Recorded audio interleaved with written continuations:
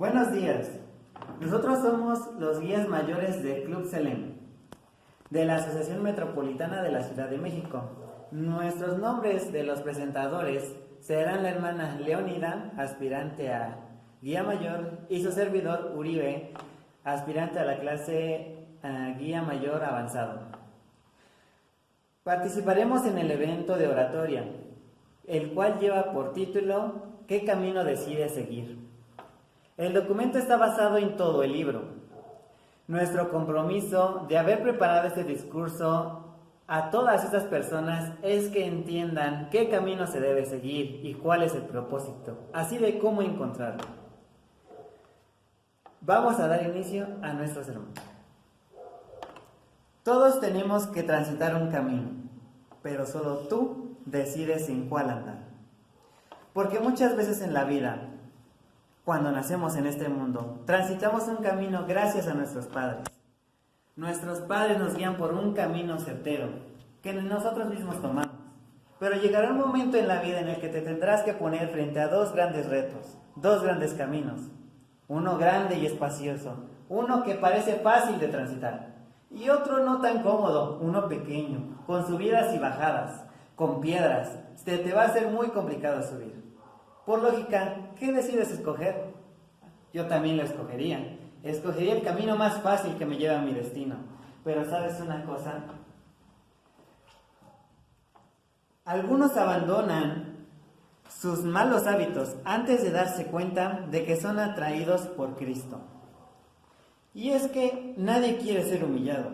Cuando hablamos del camino del bien o el camino de la religión, pensamos, ¿realmente quiero estar en un grupo exiliado? El cristianismo no es más que un grupo que te separa, que te aísla. Pero ¿de qué estamos hablando si el camino ancho es lo mismo? ¿No has entrado en la presión de grupo? ¿Acaso las dificultades, el estar en los parámetros del mundo te ha frenado? ¿No te has sentido miserable? Es literalmente lo mismo. Y es en donde tu mirada cambia. ¿Por qué razón voy a seguir el camino angosto? ¿Qué tiene de llamativo? No lo sabes, hasta parece misterioso. Muchas veces nosotros realizamos esfuerzos para poder construir un mundo mejor. En el camino ancho, tú decides crear un mundo, pero no tiene propósito. Una gema nos dice, vanos son los sueños de lo que progresan a los hombres, vanos son todos sus esfuerzos por alcanzar a la humanidad, y si es que menosprecian a la única esperanza para la raza caída. Entonces, ¿qué camino debes seguir? Si en el camino ancho tú te sientes miserable, te sienten y no tienes propósito, eres un caminante más de los demás. Pero en el camino angosto te das cuenta de que muchas veces no es tan malo como parece. Ahora que me he dado cuenta que el camino ancho es malo, que es un camino que no me lleva a ningún bien, ¿cómo puedo cambiar? ¿Cómo es que puedo cómo puedo entrar en razón y cambiar de camino? Pues mira, la respuesta es tan sencilla como parece. Solamente conságrate, confiésate, cierra los ojos y expresa lo que sientes, aquello que te duele en el corazón, aquello que sientes. El Señor no exige nada que te haga pasar penas para obtener el perdón, sino que es en todo momento, Él perdona el pecado siempre y cuando te apartes de Él para alcanzar su misericordia. Y ahora que hemos abandonado el camino malo, ¿qué es lo que sigue? ¿Qué es lo que vamos a hacer? Pues mira, en primer lugar, cuando tú abandonas el camino ancho, lo primero que dejas es el corazón lleno de pecado. Porque ante Dios y ante el camino recto, tú tomas una nueva iniciativa, un corazón nuevo. Ya no tienes los mismos hábitos. Primero empieza por tu mente y después en tu cambio físico. Si anteriormente tenías problemas con tu carácter, ahora eres mucho más accesible.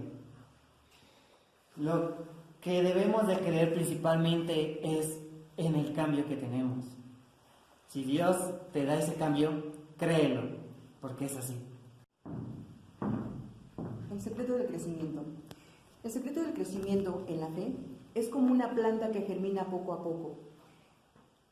Si nosotros no estamos adheridos a la palabra de Dios, no estamos como la vid al sarmiento, no creceremos. ¿Por qué? Porque no nos instruimos, no nos alimentamos y morimos poco a poco. Por eso, el secreto del crecimiento es está ligada completamente al estudio de la palabra de Dios. Nosotros tenemos que ser como esas plantas que crecen. Si no se alimenta con agua, si no se alimenta, no crecerá. Pero nosotros tenemos que ser persistentes en ese estudio, en contemplar las maravillas que Dios nos ha dado, para que podamos comprender cuánto amor tiene por nosotros. Cuando nosotros comprendemos que hemos entendido, que hemos comprendido ese amor, ¿qué sentimos en nuestro corazón? Sentimos ese cambio cuando vemos a alguien que nos necesite, queremos ayudarlo, queremos instruirle. ¿Por qué? Porque tenemos ese sentimiento de colaboración. Queremos colaborar con nuestro Señor Jesús para que esa persona no se pierda.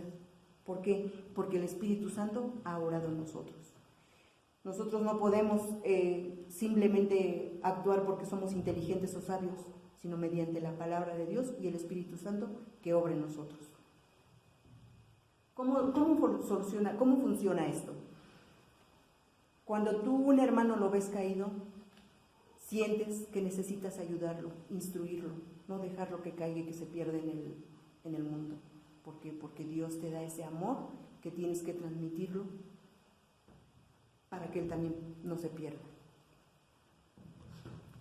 El lenguaje más apropiado que debemos de observar es la naturaleza, pero también tenemos otro lenguaje que Dios nos ha dado, es su santa palabra.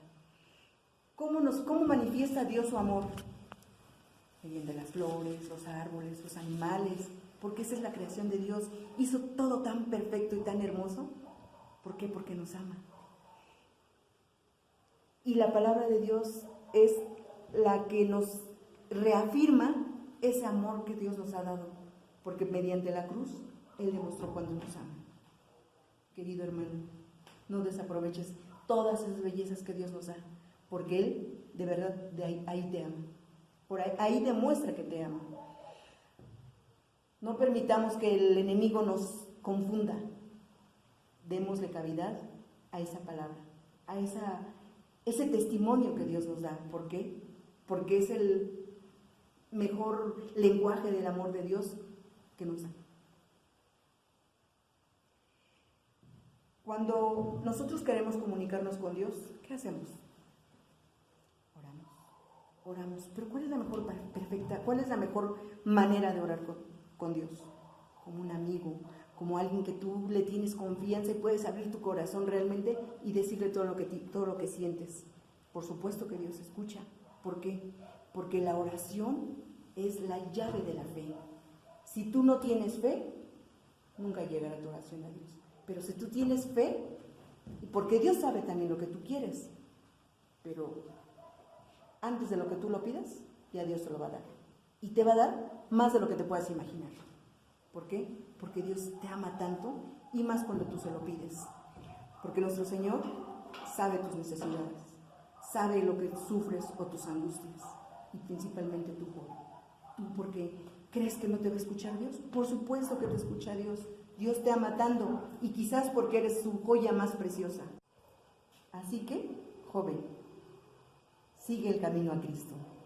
Como dice la cita bíblica en su santa palabra, en Primera de Pedro, capítulo 2, versículo 9, dice: Vosotros sois linaje escogido, real sacerdocio, nación santa, pueblo adquirido por Dios, para que anunciéis las virtudes de aquel que os llamó de las tinieblas a su luz admirable.